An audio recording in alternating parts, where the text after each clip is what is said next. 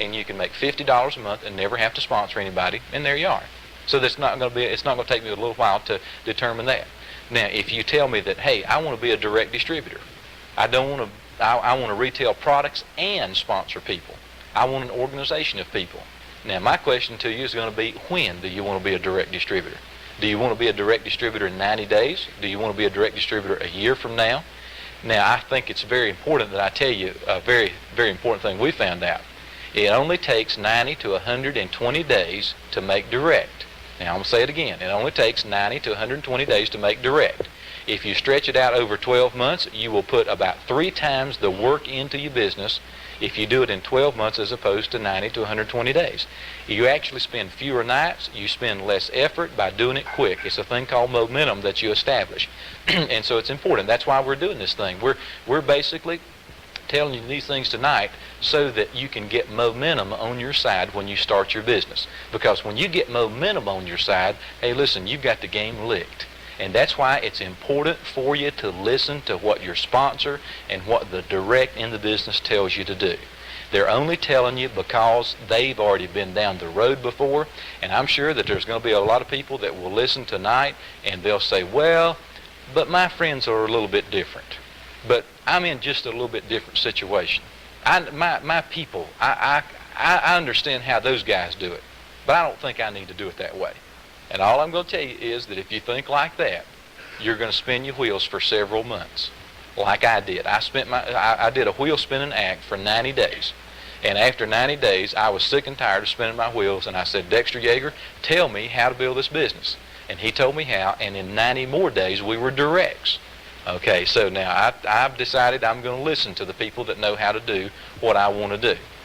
Now, I also showed the plan to some people that didn't get in when we first got started. All right? I have never to this day gone back and asked them advice about the Amway business because, you see, they didn't get in. And they weren't doing what I wanted to do. Most of them were broke financially to a point that they couldn't help anybody else, and I didn't want to know what they want to know. And you have to decide something as you're coming into the business. First of all, where do you want to go with the business? Do you want to be financially successful 5 years from now? If you do, then what you must do is approach somebody and talk to somebody that is financially successful in Amway now. Talk to me. Talk to another direct distributor. Talk to an Emerald, a Diamond. Talk to somebody that knows what they're doing and get advice from them. And I use this example. Last week, I took a trip down to Florida, and some of you in here know the results of it, but as I was driving down the road, I had asked Sue Lynn to make me a pot of coffee. And Sue Lynn's, most of you know Sue Lynn, and she's a pretty sharp gal, and she's pretty good, you know, in making different things. So I said, hun, would you make me some coffee, because I'm going to be on a pretty tight schedule. So she fixed me up a pot of coffee. Now, I should have known not to have her fix that coffee, because as I was traveling down the road, I got to thinking, Sue Lynn doesn't drink coffee, okay? And maybe some of you in here don't drink coffee. So what happened was she fixed me a pot of coffee. When I poured it out, I was driving, and I poured it into the cup as I was driving down the road. I should have known when the cream was already separated from the coffee that I had a problem. It had not mixed together yet. And so I took a sip of it, and it was absolutely, my body started stiffening as it went down. It was the nastiest stuff I have ever put in my mouth. And I was trying to stay awake as I was driving, and I said, man, something's wrong, you know. And I got to thinking, Sue Lynn makes a good pot of hot tea because she drinks hot tea. She doesn't drink coffee, so she can't fix a good cup of coffee. I can fix a good cup of coffee. And it's a very good analogy to this business. People that's never been successful can't tell you how to be successful. If a person's making $5,000 a year, they can't tell you how to make $10,000 a year. If a person's making $10,000, he can't tell you how to make $100,000. If he knew how to make $100, he'd be making $100. So when you seek advice from anybody about anything, make sure they've done what you want to do. Okay, so that's just a little bit of advice there. So now you've set your goals. You've decided what it is that you want. The second thing is you've already determined how many nights a week that you're going to put into the business. The person that's going to sponsor you into the business will help you do that.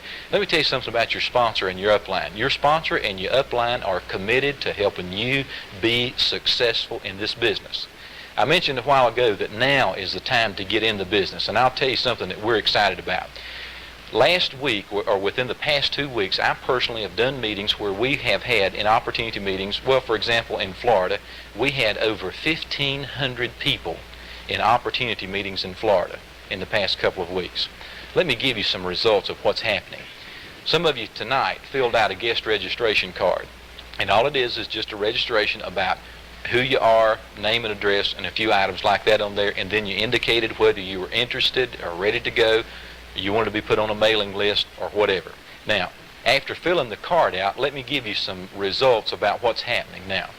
1 out of 10 people that we show the plan to checks the block that says, I am not interested, but put me on your mailing list. 90% of the people that we are showing the plan to today are checking either I'm ready to go or I'm interested, but I want to know more. Now that's fantastic, isn't it? Why do you think that's happening? Why do you think that's happening? Well, you know, there's a lot of reasons it's happening. One thing is, have any of you in here felt the effects of inflation on your payroll in the past 5 years? Do you have a little bit less to spend now than you did 4 or 5 years ago? Inflation today is somewhere in the neighborhood of 60 to 70%. It is unbelievable what's happened in the past 5 years in inflation. So that's hurting people. People today need money. They need that diversified income. Okay, so we did our meetings down in Florida, and I'll tell you the last meeting, well, we were over in Gainesville one night. We had 500 people at our opportunity meeting in Gainesville that night. Now, after we did the meeting, we had 73 people that filled out the registration card. After the card was passed out, 73 people turned cards back in that night, had 73 cards turned in, which is about 150 people. And after the meeting was over, we tallied them up.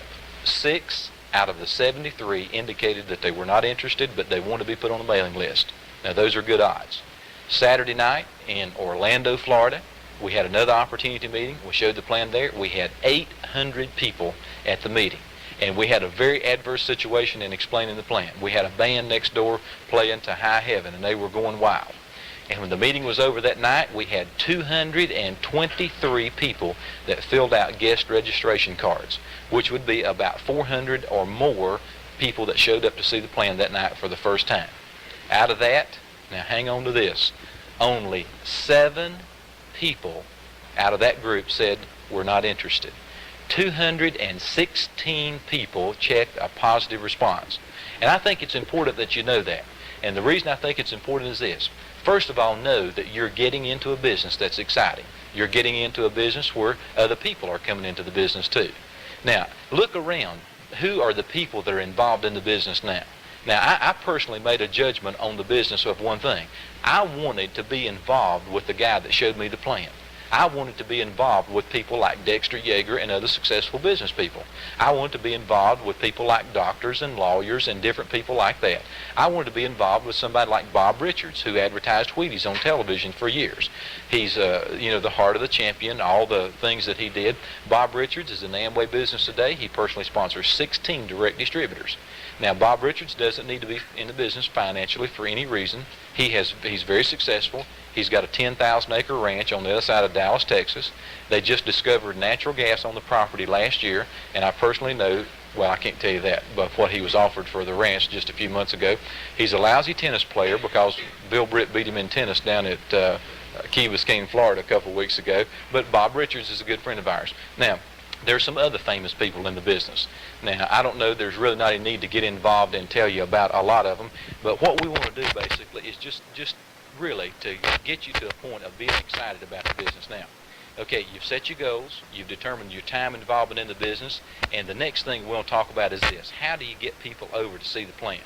All right, now, when you saw the plan tonight, you saw the plan basically under a condition that you didn't know what you were coming to see. All right, so now, let's look at that for a second. Why do we not tell people Amway products are selling? When you invite somebody to see the plan, okay, you saw the plan tonight. Now, what we're going to do is that we're going to set up a meeting 2 nights later in your house. I'm going to come over and show the plan. But when you invite people, do not tell them Amway products are selling. Why?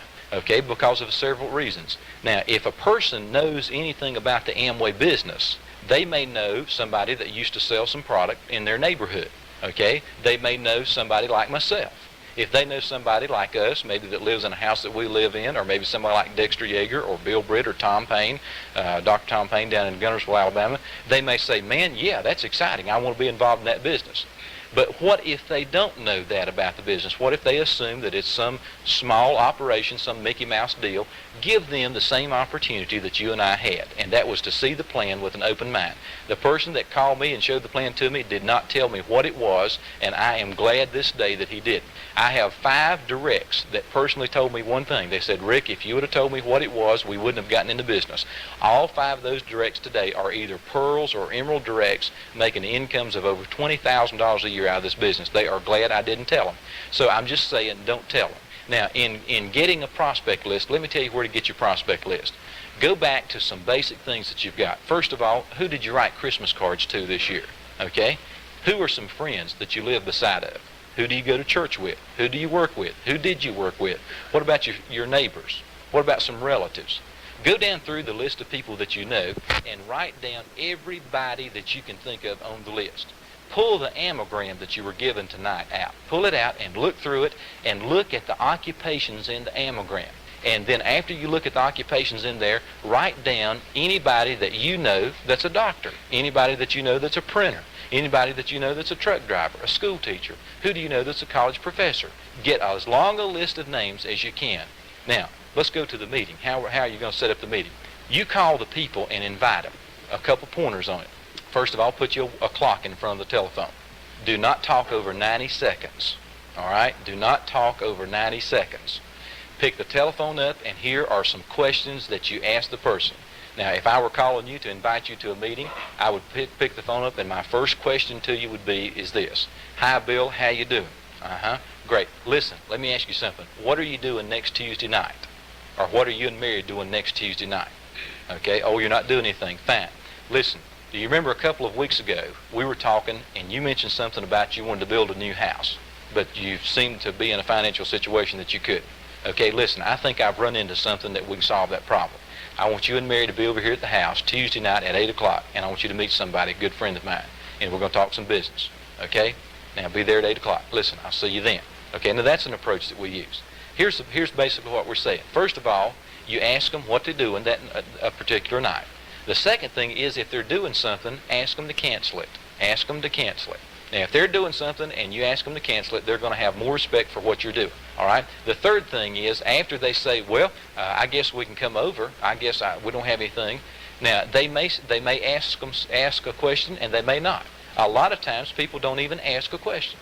But now you've got their curiosity up. Just remember this. It takes about 5 seconds to get curiosity up enough that they'll come and see the plan. Okay, so now they may ask you something, well, hey, Ralph, what are you talking about? Hey, Rick, what are you talking about? Give me some idea about what you're talking about. Now, here is a key phrase to remember and do this way. Okay, listen. Hey, Bill, I really can't promise you anything, so I'd rather not get into any details over the telephone. So if they start asking you questions, I really can't promise you anything, and I'd rather not get into any details over the telephone. Bill, I really don't have time to explain anything over the telephone. It's too involved to get into over the phone. And what you need to do is we'll sit down Tuesday night and go through everything, and you'll understand everything there. Okay, is that all right with you? That'd be fine. Okay, fine. And you hang the phone up. Don't try to explain anything over the phone. I made one mistake in this business. I called my first best prospect up, my best friend. He asked me some questions, and I tried to explain it to him over the telephone. He, to this day, has not gotten in the business. Okay, so just don't try to explain anything over the phone. Now, in inviting people, invite twice as many people as you want to show up at the meeting. Invite twice as many people as you want to show up at the meeting.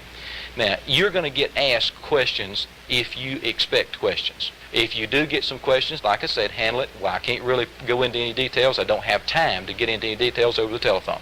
Okay, now, if you come up with questions, if somebody does come up and say, is it Amway? If you get that question, let me tell you how to handle that. The only thing that you need to say there is this, is if a person asks me, is it Amway? My response is, what are you talking about?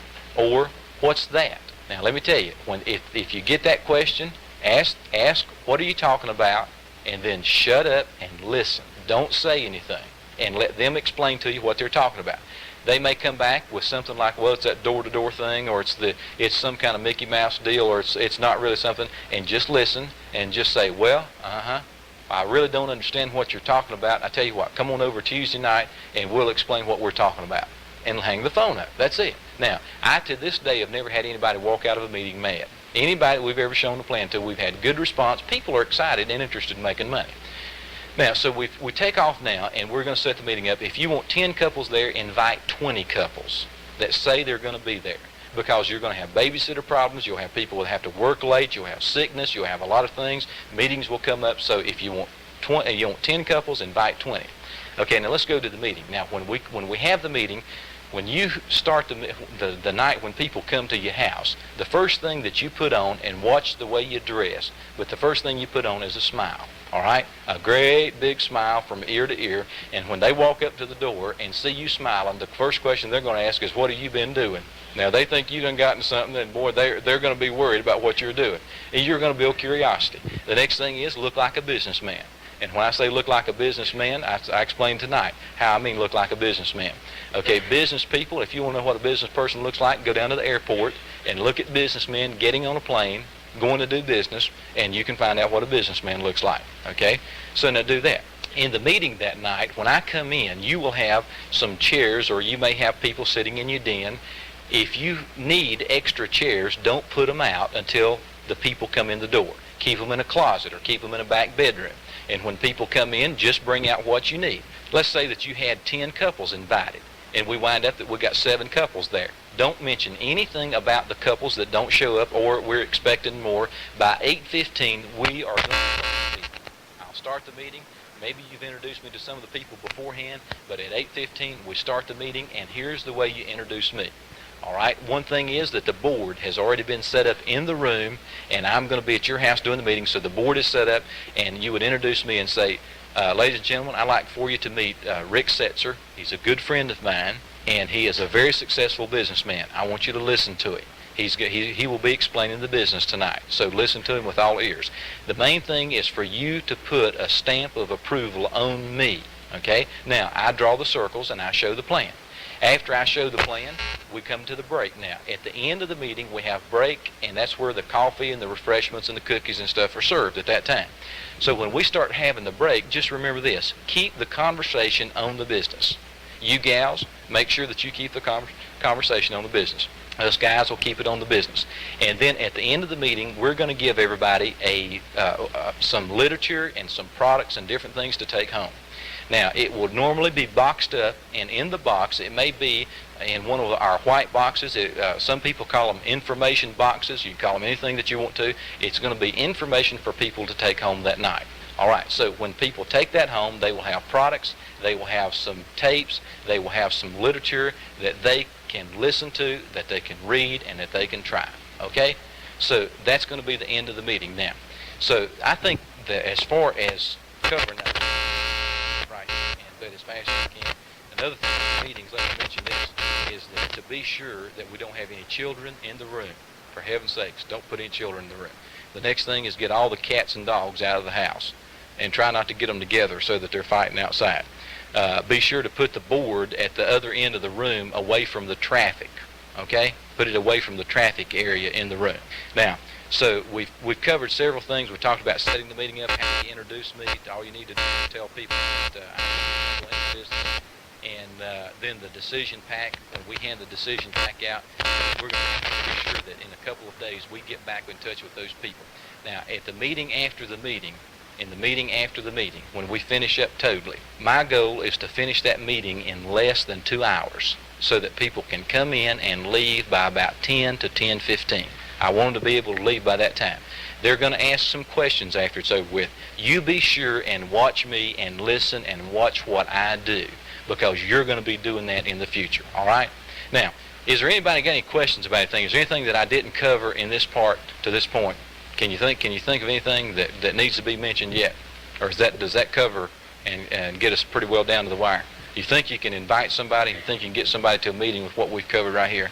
You know how to do the meeting now? You know how to follow up after the meeting is over with? Do you know what to do? I'm going to ask Bob to go ahead and cover some of that stuff here in a few minutes. Okay.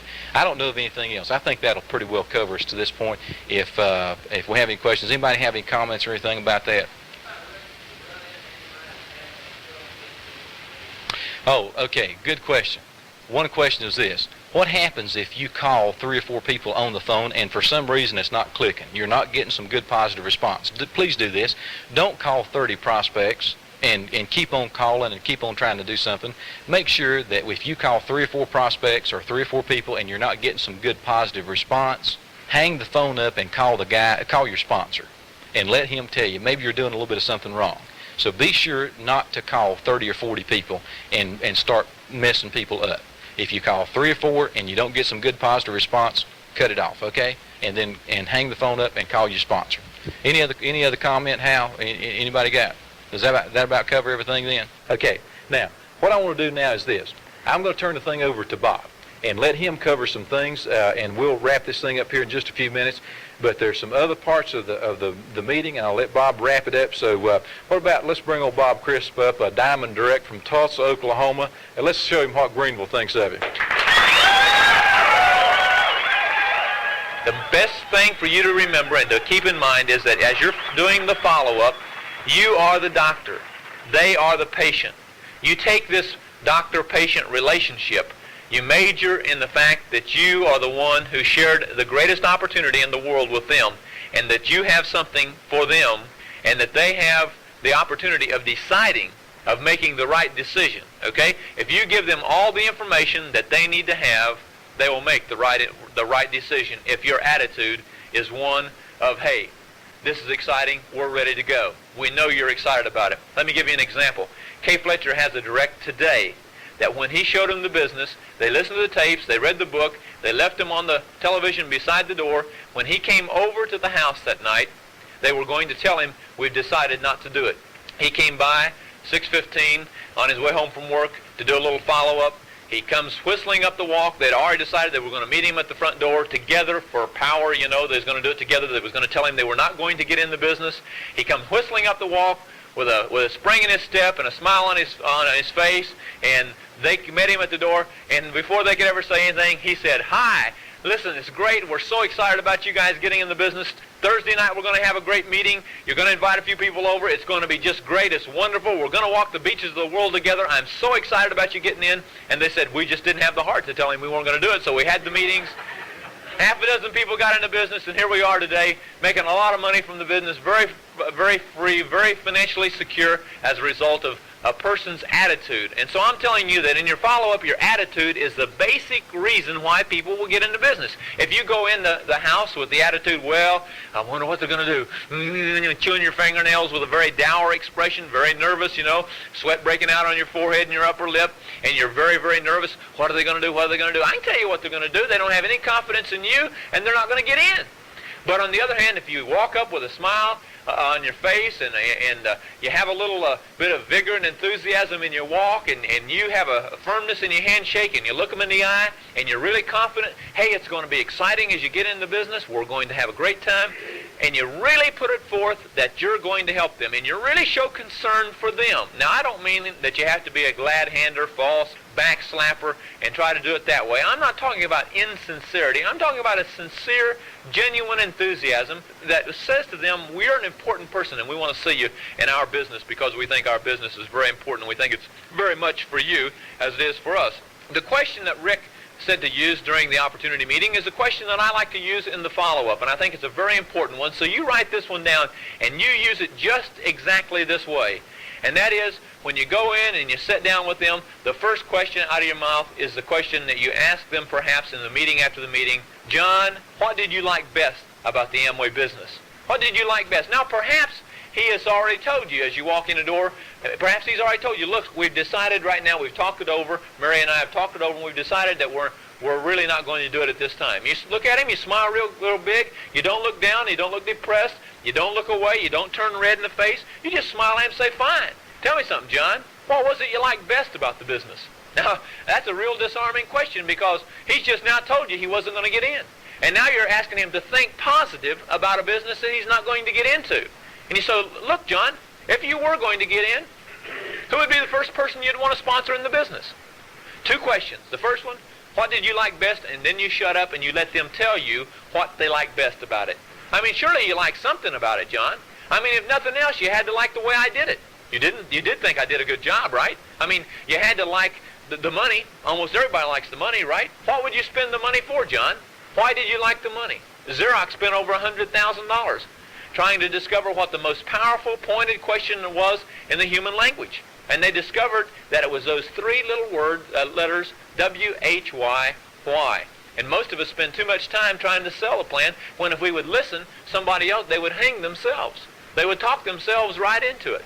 So you ask the question, if you were going to get in the business, John, who would you like to sponsor first? Who would be the first person you'd show this business to? Usually they'll kind of stutter, or maybe they'll kind of stammer, or, well, I don't know. You help them out a little bit with this question. Well, other than myself, who's the sharpest person you know? Other than myself, who's the sharpest person you know? And you do that one with a very big smile on your face, right?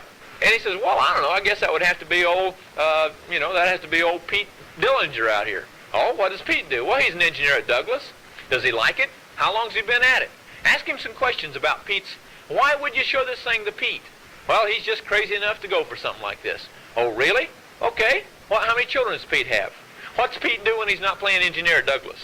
He likes to play golf. Great. Is he a good golfer? About like you, huh? Okay. Listen, I'd like to meet Pete someday. You'd introduce me to him, wouldn't you? Great. Now listen, don't tell him what I'm in, okay? We'll give him the same chance to see this business with an open mind that you had. Okay, other than Pete and myself, who would be the next person you'd like to show the business to? Now, I'm going to get him to go through about 3 people. Now, he's reviewed 4 facts, 4 things. He's reviewed what he liked best about the business and 3 people that he would show the business to, half a diamond ship. I believe that by the time he's told you about the 3rd person who would be good in the business, he's going to start thinking, listen, if I like the money in this business and I know 3 people that would be good at it, I'd be a fool not to get in, wouldn't I? Fine. Next Thursday evening, 8 o'clock, your house, invite 15 people over, and we'll be here to show the plan. Here's how I want you to invite me, or introduce me. And that's just as easy. You've taken a guy who's told you no. He really didn't know what he was saying no to. You've got to believe it. He really didn't know what he was saying no to. So you just turn that objection around and give him the opportunity to make the right decision, which is, I'm ready to go. That's the one he really wants to make anyway. He just doesn't realize that's the one he wants to make. So you help him make that decision. I'm convinced that too many times we take no for an answer when people don't really mean no. They just mean you haven't given me enough information to make a wise decision. And because of that, I'm just as scared of what other people will say, and my life is really ruled by a committee called they, and so I'm afraid what they will say. Now, if you can convince me, however, that you're not afraid and that you can lead me through the darkness and show me the light, then I'll go with you.